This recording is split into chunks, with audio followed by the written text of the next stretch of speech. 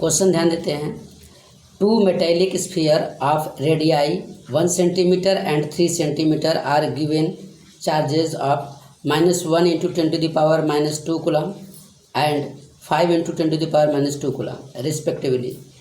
If these are the connected by a conducting wire, the final charge on the bigger sphere। बड़े वाले sphere पे आपसे क्या पूछा जा रहा है? चार्ज पूछा जा रहा है।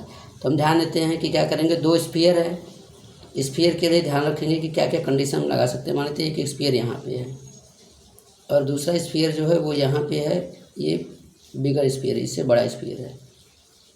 ये दोनों के दोनों स्फीयर जो हैं, इन दोनों स्फीयर पे चार्जेस डाला गया है। तो अगर हम सपोज कर लें कि यहाँ पे इसको चार्ज दिया गया है Q1 चार्ज कंडीशन के हिसाब से, और Q1 चार्ज की जो वैल्यू है वो वैल्यू है -1 × 10⁻² कूलम। और यहाँ पे जो बिगर चार्ज है, बिगर वाला चार्ज जो है यहाँ पर जो है Q2 चार्ज दे दिया गया है। और Q2 चार्ज की जो वैल्यू है आपके पास क्वेश्चन में दिया हुआ है कितना, 5 × 10⁻² कूलम।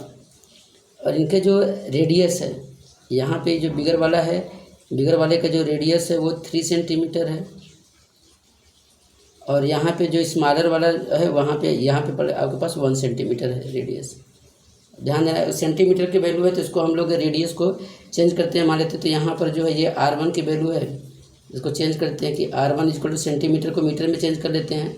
यहाँ पे आपके पास आ जाएगा 10⁻² मीटर, सेंटीमीटर को मीटर में। यहाँ पे R2 की वैल्यू जो आपके पास आ जाएगी वो 3 × 10⁻² मीटर। यहाँ पे ये कंडीशन आ गई है। आपसे पूछा जा रहा है कि कनेक्टिंग वायर, ठीक है, इन लोगों को कनेक्टिंग वायर कनेक्ट किया जाएगा एक वायर से, और फिर पूछा जा रहा है कि charge on the bigger sphere, बड़े वाले स्फीयर पे चार्ज क्या होगा। तो आपको पता होना चाहिए कि यहाँ से यहाँ पर अगर हम इसको कनेक्ट कर देते हैं, वायर से इसको कनेक्ट कर देते हैं हम लोग यहाँ पर, तो कंडीशन क्या होगी, ये स्मॉल स्फीयर है तो यहाँ पर पोटेंशियल अलग है, यहाँ पे पोटेंशियल अलग है, और अलग अलग पोटेंशियल होने के कारण जो होगा वो क्या होगा, करंट का फ्लो होगा, और ड्यू टू चार्ज के फ्लो के कारण ऐसा चलेगा। तो पहले हम लोग देख लेते हैं कि चार्ज का फ्लो स्टार्टिंग में यहाँ पे कुछ और है, Q1 है, Q2 है, और जब ये कनेक्ट किया गया तब जो चार्ज है वो तब तक यहाँ पे फ्लो करेगा जब तक कि पोटेंशियल जो होगा वो सेम ना हो जाए। इसके लिए हम लोग देख लेते हैं कि ये क्या करेगा, ये पूरा स्फीयर जो है एक कैपेसिटर की तरह बिहेव करेगा, स्फेरिकल कैपेसिटर की तरह। यहाँ पर ये भी एक स्फेरिकल कैपेसिटर की तरह बिहेव करेगा। तो हम यहाँ पे ध्यान रखते हैं कि इसके केस के लिए हम दे लेते हैं C1 कैपेसिटर, फर्स्ट वाले के लिए C1 कैपेसिटर, और हमारे पास फार्मूला होता है 4πε0R, और यहाँ पे R की वैल्यू जो होगी हम R1, या तो वैल्यू डायरेक्ट हम लोग क्या करते हैं, यहाँ से वैल्यू रख सकते हैं, डायरेक्ट यहाँ से वैल्यू ही रख दीजिए R1 वाले के केस में। तो यहाँ पे R1 की वैल्यू जो है आपके पास, अपने R1 की वैल्यू आपके पास है 10⁻², और यहाँ पे C2 इसी तरीके से सिमिलरली करेंगे तो 4πε0 R2 की वैल्यू ये है आपके पास 3 × 10⁻²। यहाँ पे आपके पास C1 और C2 आ गया है। तो आपको ध्यान रखना है कि स्फीयर कनेक्ट करेंगे तो चार्ज तब तक ट्रांसफ़र होगा जब तक कि पोटेंशियल सेम ना हो जाए, इस बात को ध्यान रखेंगे। और अब ऐसे केस में आपको ध्यान देना है कि चार्ज का मूवमेंट हो रहा है, तो हम लोग यहाँ पर क्या करेंगे, कंजर्वेशन ऑफ चार्ज को क्या करेंगे, यूज़ करेंगे कि चार्ज जो है वो पूरी तरीके से कंजर्व होगा, बिना जब हम इसको नहीं यूज़ किए थे, कनेक्ट नहीं किए थे तब का चार्ज, और कनेक्ट करने के बाद का चार्ज भी क्या होगा, सेम होगा, यानी इनिशियल और फाइनल जो चार्ज होंगे वो सेम होंगे। तो ये इस बात को आपको ध्यान देना होगा कि जो आपके पास इनिशियल चार्ज वो हो जाएंगे फाइनल चार्ज के इक्वली हो जाएंगे। तो जब हम लोग इसको कनेक्ट नहीं किए थे, जब ये डिस्कनेक्टिंग फेज में था, यहाँ पे जब ये डिस्कनेक्ट था तो हमारे पास जो चार्ज था वो Q1 Q2 था, यानी अगर हम इसकी बात करेंगे तो Q1 चार्ज जो था यहाँ पे Q1 चार्ज था और Q2 चार्ज था, अलग अलग इसका सेपरेटली जब डिस्कनेक्ट था। कनेक्ट करने के बाद जो चार्ज है, चार्ज जो हो जाएंगे वो डिफरेंस हो जाएगा, पोटेंशियल तो सेम रहेगा लेकिन क्या चार्ज तो डिफरेंट ही रहेंगे। यानी यहाँ पे अगर हम देखें तो यहाँ पे इसके पास कोई चार्ज आ जाएगा, इसको हम Q' चार्ज लेते हैं, Q1' चार्ज, और ये जो होगा इसके लिए जो होगा वो आपके पास हो जाएगा Q2' चार्ज। इस बात को आपको ध्यान रखना है कि इनिशियल चार्ज और फाइनल चार्ज की वैल्यू जो होगी वो सेम होगी। अब इसी वैल्यू को हम लोग क्या करते हैं, यहाँ पे फाइंड करके चेक कर लेते हैं। Q1 की वैल्यू आपसे पूछा जा रहा है कि बिगर वाले चार्ज पे क्या होगा, वो भी कब, जब कनेक्ट कर दिए हैं तब। कनेक्ट कर दिए मतलब आपको Q2 डैश की वैल्यू पूछी जा रही है। ये ध्यान देना चाहिए कि आपको क्वेश्चन जो क्या है पूछा जा रहा है वो Q2 डैश की वैल्यू आपसे पूछी जा रही है। तो Q1 की वैल्यू आपको पता है, Q1 की वैल्यू आपके पास है माइनस, यहाँ पे Q1 की वैल्यू दिया हुआ है। Q1 की वैल्यू जो है आपके पास है -1 × 10⁻⁻2 प्लस Q2 की वैल्यू यहाँ पे आपके पास गिवन है 5 × 10⁻⁻2 इज इक्वल टू, यहाँ पे ये Q1 और Q1 डैश और Q2 डैश को हम लोग क्या करते हैं, Q इक्वल टू CV से समझते हैं कि Q इक्वल टू CV होता है हमारे पास। तो यहाँ से हम लोग क्या कर सकते हैं, ये Q1 डैश है, हम यहाँ पे कनेक्ट करने के बाद जो कॉमन पोटेंशियल जो होगा, जो दोनों को पोटेंशियल सेम होगा, उसको हम V डैश कर लेते हैं यहाँ पे।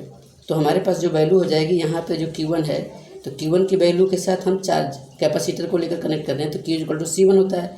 तो इसके हिसाब से हम लिख देंगे C1 V dash plus C2 V dash.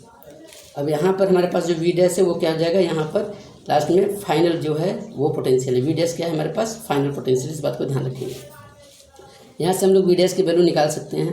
तो यहाँ पर देख लेंगे हम लोग, इसको जब सॉल्व करेंगे तो ये वैल्यू हमारे पास आ जाएगा 4 × 10⁻⁻2 पूरा इज इक्वल टू, यहाँ पे C1 की वैल्यू रख रहे हैं। C1 की वैल्यू ये है आपके पास, C1 की वैल्यू, C1 की वैल्यू हमारे पास है 4πε0 × 10⁻⁻2 into V dash plus C2 की वैल्यू है हमारे पास यहाँ पे, ये C2 की वैल्यू आपके पास है। तो C2 की वैल्यू आपके पास जो है, C2 की वैल्यू का आप रख दोगे, C2 की वैल्यू आपके पास से क्या, 4πε0 के बाद 3 × 10⁻⁻2, फिर यहाँ पर भी क्या हो जाएगा V डैश। अब इसको सॉल्व करना है तो यहाँ से 4πε0 V डैश, 4πε0 V डैश, इसको कॉमन ले लेते हैं।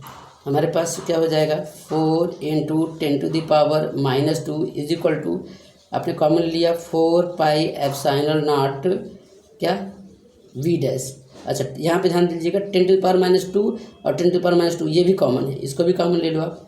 10⁻2 इंटू V डैश भी कॉमन हो जाएगा। तो जब ये इतना कॉमन हो जाएगा तो आपके पास बचेगा क्या, यहाँ पे सिर्फ बचेगा 1 और यहाँ पे बचेगा ये 3, यानी कि यहाँ पे जब कॉमन ले लोगे तो आपके पास बचेगा 1 + 3, 1 + 3 4 हो जाएगा, 4 यहाँ से, तो 4 से ये पूरा 4 कैंसिल आउट, 10⁻2 से 10⁻, ये कैंसिल आउट, यानी आपके पास जो ये V है, सॉरी V डैश कॉमन लिया आपने, तो V डैश जो वैल्यू बचा हुआ है आपके पास, यानी कि V dash is equal to आपके पास हो जाएगा, ये इधर चला जाएगा तो 1/, में हो जाएगा 1/4πε0। ये आया आपका फाइनल पोटेंशियल।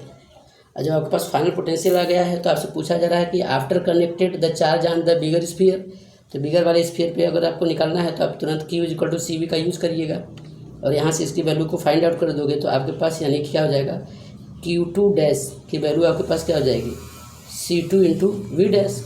अब यहाँ पे Q2 की वैल्यू आपको निकालना है, Q2 डैश की वैल्यू, तो Q2 डैश की वैल्यू के लिए आपको C2 चाहिए और C2 की वैल्यू आपके पास यहाँ पे पहले से ही है, आपके पास है 4πε0 × 3 × 10⁻⁻2, ये हुआ आपकी वैल्यू कौन सा, ये C2 की वैल्यू। और V डैश की वैल्यू आपने यहाँ से फाइंड आउट किया है, V डैश की वैल्यू आपके पास है 1/4πε0।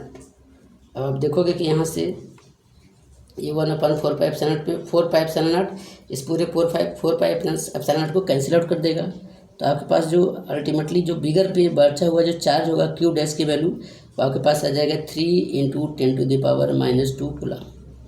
और इस तरीके से ये आपका ऑप्शन नंबर ये बी होगा, 3 × 10⁻2 कूलम। ध्यान दीजिए क्वेश्चन अच्छा है, इसको कैपेसिटर से ज्वाइन करके क्वेश्चन को ही सॉल्व किया गया है। ठीक है, ओके, थैंक यू।